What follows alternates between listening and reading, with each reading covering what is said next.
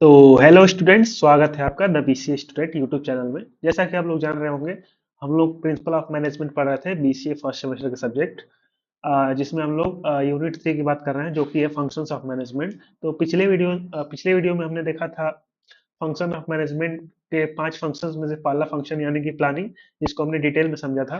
जैसा कि आप लोग जानते होंगे, टोटल 5 फंक्शंस है मैनेजमेंट के: प्लानिंग, ऑर्गेनाइजिंग, स्टाफिंग, कंट्रोलिंग और डायरेक्टिंग। जिसमें से प्लानिंग पिछले वीडियो में हमने कवर किया था। तो इस वीडियो में हम लोग दूसरा फंक्शन यानी कि ऑर्गेनाइजिंग देखेंगे डिटेल में। तो चलिए शुरू करते हैं बिना किसी टाइम पास के। तो चलिए सबसे पहले समझते हैं ऑर्गेनाइजिंग होता क्या है। Organizing is a key function of management that involves arranging resources and activities in a structured manner to achieve the goals of an organization. यानी ऑर्गेनाइजिंग मैनेजमेंट का एक की फंक्शन है, जिसमें हम रिसोर्सेस और एक्टिविटीज को स्ट्रक्चर मैनर में अरेंज करते हैं ताकि ऑर्गेनाइजेशन के गोल इफिशिएंटली और इफेक्टिवली अचीव किए जा सके। तो इसमें कुछ की पॉइंट्स है, जैसे कि ये कि एक की फंक्शन है, जैसा कि आप लोग जान ही रहे होंगे। 5 फंक्शंस का एक 5 फंक्शंस में से ये उसमें से एक है organising, that involves arranging resources and activities in a structured manner to achieve goals of the organization. तो आगे क्या लिखा है? It defines roles, responsibilities and relationships within the organization, ensuring that tasks are completed efficiently and effectively. यानी इस process के through हम roles, responsibilities और रिलेशनशिप डिफाइन करते हैं, जिससे काम स्मूथ और ऑर्गेनाइज तरीके से कंप्लीट होता है। तो ये था ऑर्गेनाइजिंग का कॉन्सेप्ट। तो चलिए इसको और डिटेल में समझते हैं और कुछ देखते हैं elements of organizing and process, यानी कि ऑर्गेनाइजिंग के एलिमेंट्स देखेंगे और उसके प्रोसेस देखेंगे। तो सबसे पहले ऑर्गेनाइजिंग के एलिमेंट देखते हैं। यानी कि ऑर्गेनाइजिंग में एलिमेंट्स में ये चीजें शामिल होती हैं, जो कुछ इस प्रकार हैं। सबसे पहला है वर्क स्पेशलाइजेशन। तो चलिए देखते हैं वर्क स्पेशलाइजेशन क्या होता है। Dividing the overall work into smaller task और jobs perform by individual with specialized skills. This increase efficiency by focusing on specific tasks. यानी वर्क स्पेशलाइजेशन का मतलब है ओवरऑल काम को छोटे छोटे टास्क में डिवाइड करना, जो स्पेशलाइज्ड स्किल वाले इंडिविजुअल से परफॉर्म किया जाता है। इससे इफिशियंसी बढ़ती है, क्योंकि लोग अपने स्पेसिफिक टास्क पे फोकस करते हैं। तो इसमें क्या किया जाता है, ओवरऑल वर्क को स्मॉलर पार्ट में डिवाइड किया जाता है। तो यही dividing overall work into smaller task और जॉब्स, जिसे जॉब्स भी कह सकते हैं, perform by individual with specialized task. This increase efficiency by focusing on specific task. तो ये था पहला element of organizing, work specialization. तो ऑर्गेनाइजिंग का दूसरा एलिमेंट है डिपार्टमेंटलाइजेशन। तो इसमें क्या है देखते हैं। ग्रुपिंग रिलेटेड जॉब्स और टास्क इनटू यूनिट्स और डिपार्टमेंट्स। यानी कि डिपार्टमेंटलाइजेशन का मतलब होता है रिलेटेड जॉब्स या टास्क को यूनिट या डिपार्टमेंट में ग्रुप करना। ये ग्रुपिंग के बारे में, यानी कि it can be based on function, product, geography और कस्टमर्स। तो ये ग्रुपिंग का बेस हो सकता है फंक्शन, प्रोडक्ट, जियोग्राफी या कस्टमर के हिसाब से। तो सबसे पहला इसमें है फंक्शनल डिपार्टमेंटलाइजेशन, यानी कि grouping jobs by functions like marketing, finance and production. यानी इसमें जॉब्स को फंक्शन के हिसाब से ग्रुप किया जाता है, जैसे मार्केटिंग, फाइनेंस या प्रोडक्शन। ये सारी चीजें फंक्शनल डिपार्टमेंटलाइजेशन में आ जाएंगी। दूसरा डिपार्टमेंटलाइजेशन है product departmentalisation, grouping jobs based on product and services. तो जॉब्स को प्रोडक्ट या सर्विसेज के बेस पे ग्रुप किया जाता है इसमें। इसके बाद है geographical departmentalisation, grouping jobs by location. यानी कि जॉब्स को लोकेशन के बेस पर इसमें ग्रुप किया जाता है। इसके बाद है customer departmentalization, grouping jobs based on the type of customer serve. यानी कि कस्टमर के टाइप के हिसाब से जॉब्स को ग्रुप किया जाता है। तो ये था दूसरा एलिमेंट ऑफ ऑर्गेनाइजिंग, जो था डिपार्टमेंटलाइजेशन, जिसमें हम करते हैं रिलेटेड जॉब्स को या टास्क को ग्रुप करते हैं इनटू यूनिट्स और डिपार्टमेंट्स, यानी कि किसी डिपार्टमेंट्स बना देते हैं। रिलेटेड जॉब जैसे प्रोडक्ट का एक जॉब हो जाएगा, जियोग्राफी का एक जॉब हो जाएगा। तो ये सारे बेस बेस हैं इसको ग्रुपिंग करने के: function, product, geography and customers. तो अब तीसरा एलिमेंट देखते हैं ऑर्गेनाइजिंग का क्या है। तीसरा एलिमेंट है chain of command. So stabilizing a clear line of authority that links individual in organization defining reporting relationship. यानी चेन ऑफ कमांड एक clear line of authority stabilize करता है जो ऑर्गेनाइजेशन में इंडिविजुअल को कनेक्ट करता है। इससे रिपोर्टिंग रिलेशनशिप डिफाइन होती है। तो ये था चेन ऑफ कमांड। तो इसमें स्टेबलाइज होता है clear line of authority that links individual in the organization defining reporting relationships.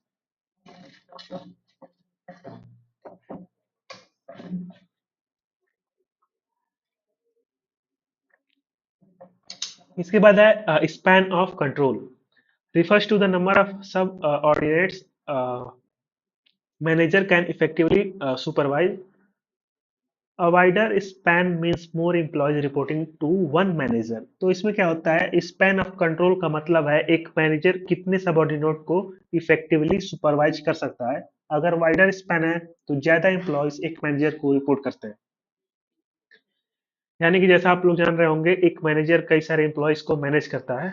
तो यहाँ पे वही बात कही गई है, नंबर ऑफ सबऑर्डिनेट, इन्हें सबऑर्डिनेट कहते हैं। जो किसी मैनेजर के अंडर काम करते हैं इन लोगों को हम लोग सबऑर्डिनेट बोलते हैं। तो वही लिखा हुआ है, number of subordinate manager can effectively supervise. Wider span means more employees reporting to one manager. तो यह है स्पैन ऑफ कंट्रोल। इसके बाद है authority and responsibility, balancing the authority given to individuals with their responsibility. यानी इसमें authority और responsibility का बैलेंस मेंटेन किया जाता है। जितनी अथॉरिटी किसी को दी जाती है उतनी रिस्पॉन्सिबिलिटी भी होनी चाहिए। यानी जब इस यहाँ इसी वाले केस में देखिए एक मैनेजर इतने सारे सबऑर्डिनेट्स को मैनेज करता है, तो ये क्या करता है, कुछ अथॉरिटी भी देता है इन लोगों को टास्क को परफॉर्म करने के लिए। तो जब अथॉरिटी देता है तो उस टास्क या किसी काम के प्रति उस पर्टिकुलर सबऑर्डिनेट्स या इंडिविजुअल एम्प्लॉय की रिस्पॉन्सिबिलिटी भी बनती है उस टास्क को सक्सेसफुली या कंप्लीटली उसे पूरा करें। तो ये था authority and responsibility, balancing the authority given to individuals with their responsibilities. यानी अथॉरिटी के बाद अथॉरिटी दिया है तो उसकी रिस्पॉन्सिबिलिटी भी लेनी पड़ेगी जिसको भी अथॉरिटी मिली है। इसके बाद है centralization and decentralization. Centralization means decision making is concentrated at the top levels, while decentralization spread decision making authority across lower levels। यानी सेंट्रलाइजेशन का मतलब है डिसीजन मेकिंग टॉप लेवल पे कंसंट्रेटेड होती है, जबकि डिसेंट्रलाइजेशन में decision making authority lower level तक स्प्रेड होती है। यानी कि जैसा हमने पहले चैप्टर में देखा था लेवल्स ऑफ मैनेजमेंट में तीन लेवल्स होते थे, टॉप लेवल और मिडल लेवल और लो लेवल। तो सेंट्रलाइजेशन का मतलब होता है सारे डिसीजंस जो होंगे किसी भी ऑर्गेनाइजेशन के वो सारे टॉप लेवल के लोग ही लेंगे। तो ये था इसका एक सेंट्रलाइजेशन का मतलब यही है कि decision making is concentrated at the top level. यानी कि ये जो लेवल्स ऑफ मैनेजमेंट है, top level management, middle level management और लो लेवल मैनेजमेंट, तो सेंट्रलाइजेशन का मतलब यही है कि जो डिसीजन लेने वाले लोग हैं वो सिर्फ टॉप लेवल मैनेजमेंट के होंगे। यानी कि डिसीजन मेकिंग जो प्रोसेस है वो कंसंट्रेटेड है कहाँ पे, टॉप लेवल मैनेजमेंट पे। तो यही चीज है, सेंट्रलाइजेशन का कॉन्सेप्ट यही कहता है कि डिसीजन मेकिंग सिर्फ टॉप लेवल्स के ही लोग लेते हैं। और वहीं डिसेंट्रलाइजेशन का मतलब होता है कि decision making authority across lower levels, यानी कि लोअर लेवल तक डिसीजन मेकिंग की अथॉरिटी होती है लोगों को, यानी कि मैनेजर्स को। तो ये था सेंट्रलाइजेशन और डिसेंट्रलाइजेशन का कॉन्सेप्ट। अब देखते हैं प्रोसेस ऑफ ऑर्गेनाइजिंग क्या होता है। तो ऑर्गेनाइजिंग का प्रोसेस कुछ स्टेप्स फॉलो करता है। जैसे सबसे पहला स्टेप है identifying objective, clearly defining the organization objective to guide structuring. यानी सबसे पहले ऑर्गेनाइजेशन के ऑब्जेक्टिव को क्लियरली डिफाइन करते हैं ताकि स्ट्रक्चरिंग के लिए एक क्लियर गाइड मिले। दूसरा प्रोसेस है identifying the grouping task, breaking down tasks and grouping similar ones based on specialization and departmentalization। यानी टास्क को ब्रेक डाउन करते हैं और सिमिलर टास्क को स्पेशलाइजेशन और डिपार्टमेंटलाइजेशन के हिसाब से ग्रुप करते हैं। तीसरा है assigning roles and responsibilities, allocating specific roles and assigning tasks to individual or team। यानी स्पेसिफिक रोल्स को एलोकेट करते हैं और टास्क इंडिविजुअल या टीम को असाइन करते हैं। तो ये प्रोसेस ऑफ ऑर्गेनाइजिंग है, जिसमें चौथा प्रोसेस है stabilizing relationship, defining the reporting relationship and chain of command. यानी कि रिपोर्टिंग रिलेशनशिप और चेन ऑफ कमांड को डिफाइन किया जाता है इसमें। इसके बाद है providing resources, allocating the necessary resources such as manpower, finance and material. तो इसमें नेसेसरी रिसोर्सेज जैसे मैन पावर, फाइनेंस और मटेरियल को एलोकेट किया जाता है ताकि टास्क स्मूथली परफॉर्म हो सके। लास्ट प्रोसेस ऑर्गेनाइजिंग का coordinating activities, ensure all departments and individual work together to achieve the organization's objective। तो सारे डिपार्टमेंट्स और इंडिविजुअल को कोऑर्डिनेट करते हैं ताकि सब ऑर्गेनाइजेशन के ऑब्जेक्टिव अचीव कर सकें। तो ये था प्रोसेस ऑफ ऑर्गेनाइजिंग। अब देखते हैं टाइप्स ऑफ ऑर्गेनाइजिंग क्या है। तो ऑर्गेनाइजिंग में डिफरेंट टाइप्स के स्ट्रक्चर यूज किए जाते हैं जो अथॉरिटी, रिस्पॉन्सिबिलिटी और वर्क फ्लो को डिफाइन करते हैं। यहाँ कुछ common types of organization organization के बारे में डिस्कस करेंगे। तो इसमें सबसे पहला है लाइन ऑर्गेनाइजेशन। तो line organization is the simplest form of structure where authority flows directly from top management to low level employee in a straight line. यानी कि लाइन ऑर्गेनाइजेशन एक सिंपलेस्ट फॉर्म ऑफ स्ट्रक्चर होता है जिसमें authority directly top management से lower level employees तक straight line में flow करती है। तो इसके कुछ एडवांटेज और डिसएडवांटेज भी होते हैं। तो एडवांटेज ये है कि इसका सिंपल स्ट्रक्चर होता है, clear chain of command, quick decision making. यानी सिंपल स्ट्रक्चर होता है जिसमें क्लियर चेन ऑफ कमांड होती है, ये तो इसका एडवांटेज है। और इसका डिसएडवांटेज हो जाता है rigid structure, overburdening of top management, lack of specialization. तो डिसीजन मेकिंग इसमें फास्ट होता है क्योंकि अथॉरिटी क्लियर है, ये तो उसका एडवांटेज था। और डिसएडवांटेज ये है कि ये स्ट्रक्चर थोड़ा रिजिड होता है, फ्लेक्सिबल कम होता है। टॉप मैनेजमेंट में काफी ज्यादा वर्कलोड हो जाता है जो डिसीजन मेकिंग को टफ बना सकता है। स्पेशलाइजेशन की कमी होती है क्योंकि रोल्स जनरल होते हैं। तो ये सारे इसके एडवांटेज और डिसएडवांटेज थे। दूसरा टाइप ऑफ ऑर्गेनाइजिंग है आपका line and staff organization. So, in line and staff organization, specialized staff is added to assist line managers in decision making and planning। तो इस स्ट्रक्चर में लाइन मैनेजर्स को assist करने के लिए स्पेशलाइज स्टाफ ऐड किया जाता है जो डिसीजन मेकिंग और प्लानिंग में हेल्प करते हैं। तो इसके भी कुछ एडवांटेज हैं, जैसे combines the line authority with specialized knowledge, improve decision making and relieves top management। यानी कि ये स्ट्रक्चर लाइन अथॉरिटी के साथ स्पेशलाइज्ड नॉलेज को कंबाइन करता है जिससे डिसीजन मेकिंग इंप्रूव होती है और टॉप मैनेजमेंट को रिलीव करता है उनके काम को लोड कम करने में। तो इसके इसके भी कुछ डिसएडवांटेज है, जैसे potential conflict between line and staff, higher cost risk of over dependence on staff. यानी लाइन और स्टाफ के बीच कॉन्फ्लिक्ट का चांस होता है क्योंकि कभी कभी ओपिनियन अलग अलग हो सकते हैं। इस स्ट्रक्चर को मेंटेन करने के लिए ज्यादा कॉस्ट, यानी कि कॉस्ट ज्यादा लग सकती है और स्टाफ पे भी ओवर डिपेंडेंस का रिस्क होता है इसमें। तो ये सारे डिसएडवांटेजेस हैं लाइन एंड स्टाफ ऑर्गेनाइजेशन के। तीसरा टाइप है functional organization. Functional organization groups employees based on their function such as marketing, finance and और प्रोडक्शन। यानी कि फंक्शनल ऑर्गेनाइजेशन में एम्प्लॉयज को उनके फंक्शन के बेस पे ग्रुप किया जाता है, जैसे मार्केटिंग, फाइनेंस या प्रोडक्शन।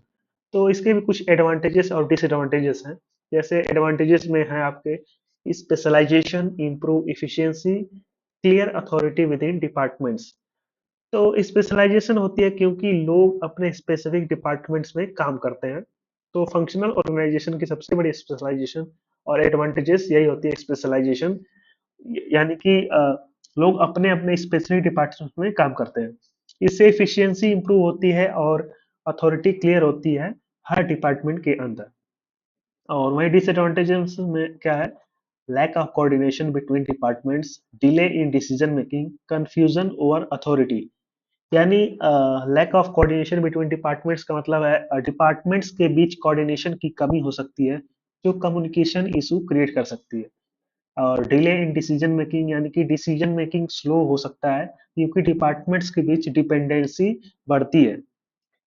और तीसरा कंफ्यूजन ओवर अथॉरिटी यानी कि अथॉरिटी के रोल्स में कभी कभी कंफ्यूजन हो सकता है। ये सारे डिसएडवांटेजेस हैं फंक्शनल ऑर्गेनाइजेशन के। चौथा टाइप है ऑर्गेनाइजिंग का matrix organization. So, in matrix organization, employees reports to more than one manager, combining elements of both functional and project-based structure। यानी कि मैट्रिक्स ऑर्गेनाइजेशन एक फ्लेक्सिबल स्ट्रक्चर है जिसमें एम्प्लॉयज को एक से ज्यादा मैनेजर्स को रिपोर्ट करना होता है। ये स्ट्रक्चर फंक्शनल और प्रोजेक्ट बेस्ड स्ट्रक्चर का कॉम्बिनेशन होता है। तो इसके भी कुछ एडवांटेजेस और डिसएडवांटेजेस होते हैं। तो इसका एडवांटेज है फ्लेक्सिबिलिटी, यानी कि फ्लेक्सिबिलिटी ज़्यादा होती है और डिपार्टमेंट्स के बीच कोलैबोरेशन बढ़ता है। दूसरा एडवांटेज है कोलैबोरेशन अक्रॉस डिपार्टमेंट्स, यानी कि फ्लेक्सिबिलिटी जब ज़्यादा होती है तो डिपार्टमेंट्स के बीच कोलैबोरेशन बढ़ता है। ये दोनों एक ही चीज़ हो जाती है। इफिशिएंट रिसोर्स यूज, तो रिसोर्सेस का इफिशिएंट यूज किया जा सकता है मैट्रिक्स ऑर्गेनाइजेशन में। अब देखते हैं डिसएडवांटेजेस ऑफ मैट्रिक्स ऑर्गेनाइजेशन। तो पहला डिसएडवांटेज है कंफ्यूजन ओवर डुअल रिपोर्टिंग। तो डुअल रिपोर्टिंग के कारण कभी कभी कंफ्यूजन हो सकता है। दूसरा है पोटेंशियल कन्फ्लिक्ट। तो कन्फ्लिक्ट का पोटेंशियल होता है क्योंकि एम्प्लॉयज एक से ज्यादा मैनेजर से इंस्ट्रक्शन लेते हैं। जैसा कि हमने देखा था यूनिटी ऑफ कमांड, जो कि 14 प्रिंसिपल्स ऑफ मैनेजमेंट का एक फंक्शन प्रिंसिपल था यूनिटी ऑफ कमांड। तो यहाँ पे यूनिटी ऑफ कमांड नहीं होती है क्योंकि कई सारे मैनेजर्स को रिपोर्ट करना पड़ता है एम्प्लॉय को। तो पोटेंशियल कॉन्फ्लिक्ट हो सकता है।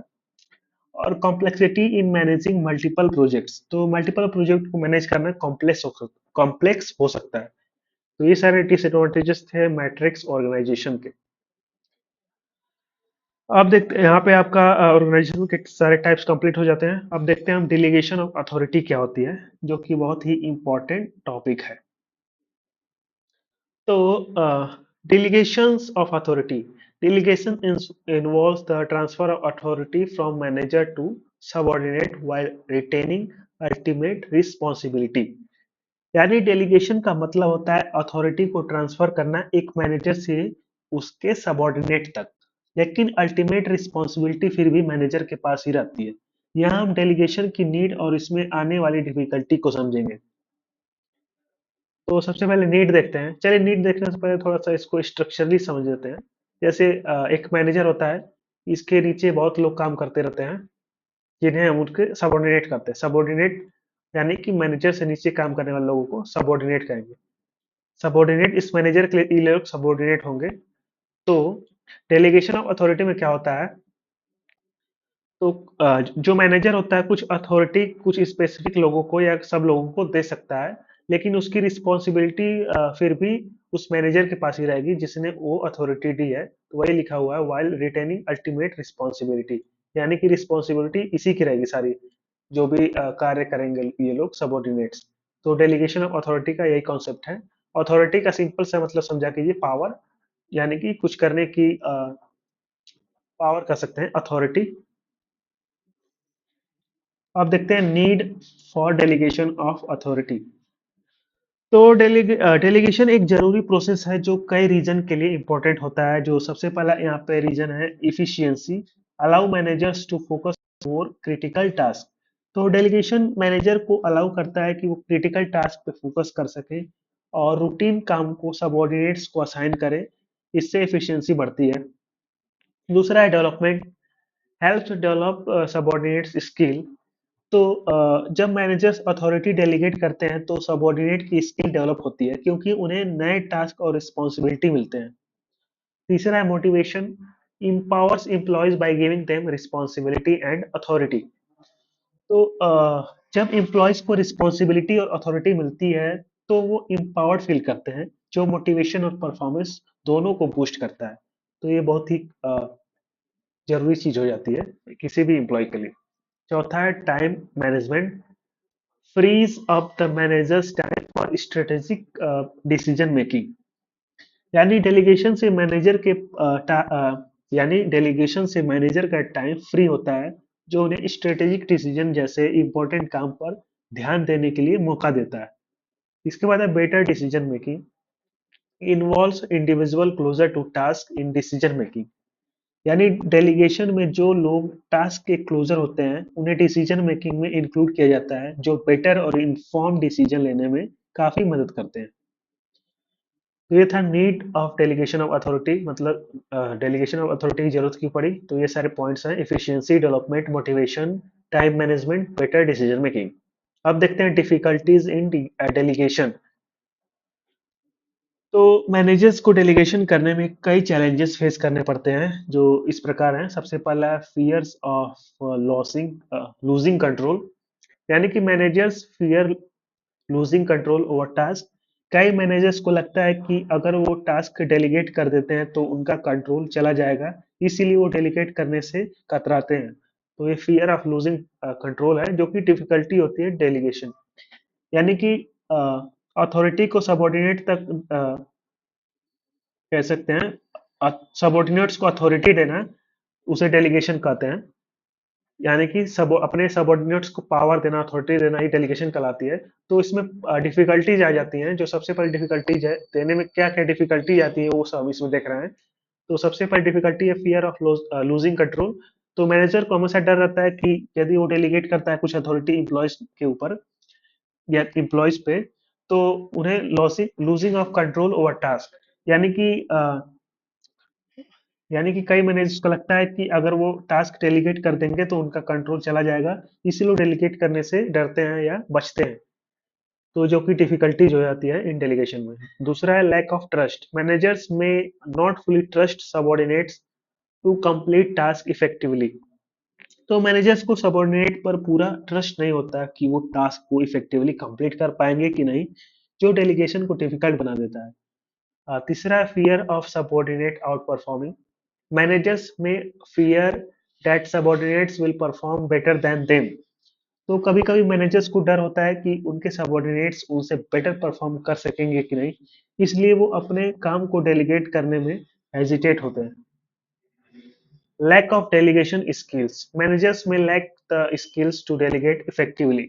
तो हर मैनेजर के पास इफेक्टिव डेलीगेशन करने की स्किल नहीं होती, जो कि डेलीगेशन की प्रॉब्लमेटिक बना सकता है। Inadequate communication, poor communication can lead to misunderstanding about delegated task। यानी कि पुअर कम्युनिकेशन के कारण डेलीगेटेड टास्क के बारे में मिसअंडरस्टैंडिंग हो सकती है, जो पुअर परफॉर्मेंस या इनकम्प्लीट टास्क की वजह बन सकती है। तो ये थी डिफिकल्टीज इन डेलीगेशन, जिसमें सबसे पहले हमने देखा फियर ऑफ लूजिंग कंट्रोल, जिसमें मैनेजर को हमेशा डर रहता है कि उसका कंट्रोल चला जाएगा यदि वो कुछ अथॉरिटी डेलीगेट कर देता है तो। दूसरा था लैक ऑफ ट्रस्ट, यानी कि मैनेजर को अपने सबॉर्डिनेट पे विश्वास नहीं रहता है कि वो अपना काम इफेक्टिवली कर पाएंगे कि नहीं, यदि वो कुछ अथॉरिटी डेलीगेट कर देता है उनको तो। तीसरा था fear of subordinate out performing, तो मैनेजर्स में fear that subordinates will perform better than them. यानी कि कुछ मैनेजर्स को ये भी डर रहता है कि यदि वो कुछ अथॉरिटी अपने सबॉर्डिनेट को क्या कहते हैं डेलीगेट कर देते हैं, यानी कि दे देते हैं अथॉरिटी, तो अच्छा परफॉर्म करके उनकी जगह ले सकते हैं। तो मतलब बहुत ज्यादा अच्छा परफॉर्म कर देंगे तो उस मैनेजर की जगह खतरे में आ जाएगी। तो इसलिए fear of subordinates out performing, यानी कि मैनेजर को हमेशा डर बना रहता है कि उनके सबॉर्डिनेट्स उससे अच्छा परफॉर्म ना करते, तो इसलिए डेलीगेशन करने में कतराते हैं। चौथा है लैक ऑफ डेलीगेशन स्किल्स, यानी कि मैनेजर्स के पास लैक ऑफ स्किल हो जाती है। डेलीगेट करना भी एक स्किल है अथॉरिटी को, तो लैक ऑफ स्किल से भी डिफिकल्टी होती है डेलीगेशन में। और इसके बाद लास्ट था इनएडिक्वेट कम्युनिकेशन, यानी कि मैनेजर ने तो कुछ अथॉरिटी डेलीगेट कर तो दी इम्प्लॉयज को, लेकिन पुअर कम्युनिकेशन की वजह से मिसअंडरस्टैंडिंग हो सकती है, जिससे डेलीगेटेड टास्क अच्छे से नहीं पूरे हो सकते हैं। तो ये थे डिफिकल्टीज इन डेलीगेशन। अब देखते हैं डेलीगेशन विद डिसेंट्रलाइजेशन क्या होता है। जैसा कि हमने देखा डेलीगेशन क्या होता है, transfer of authority to subordinates. वहीं डिसेंट्रलाइजेशन में डिसीजन मेकिंग हमने देखा था, जो कि लोअर लेवल तक आ जाती है। वहीं सेंट्रलाइजेशन में सिर्फ टॉप लेवल मैनेजमेंट पे होती है। लेकिन डिसेंट्रलाइजेशन में लोअर लेवल तक डिसीजन मेकिंग वाली अथॉरिटी सबके पास होती है।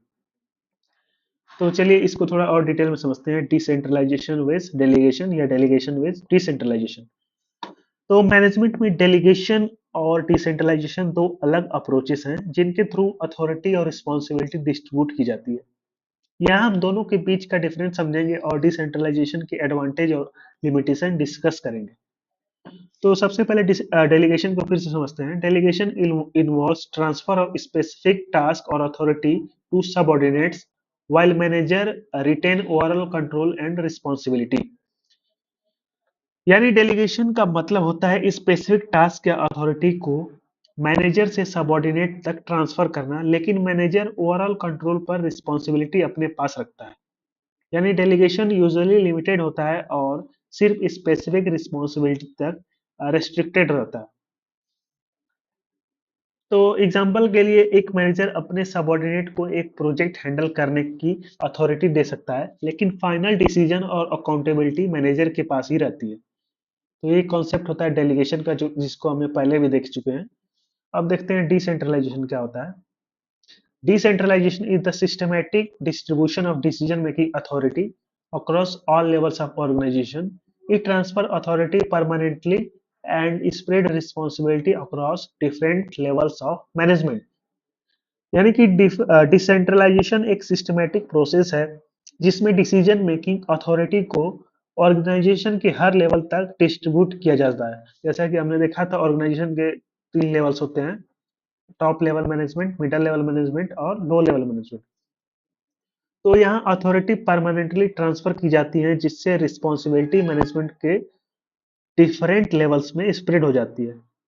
तो एग्जांपल के तौर पर यदि आपको समझाएं तो मान लीजिए अगर एक कंपनी डिसेंट्रलाइज हो तो हर डिपार्टमेंट या ब्रांच मैनेजर अपने लेवल पर इंडिपेंडेंट डिसीजन ले सकते हैं बिना टॉप लेवल मैनेजमेंट के अप्रूवल के वेट किए।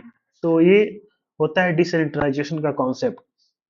अब एडवांटेजेस ऑफ डिसेंट्रलाइजेशन देखते हैं।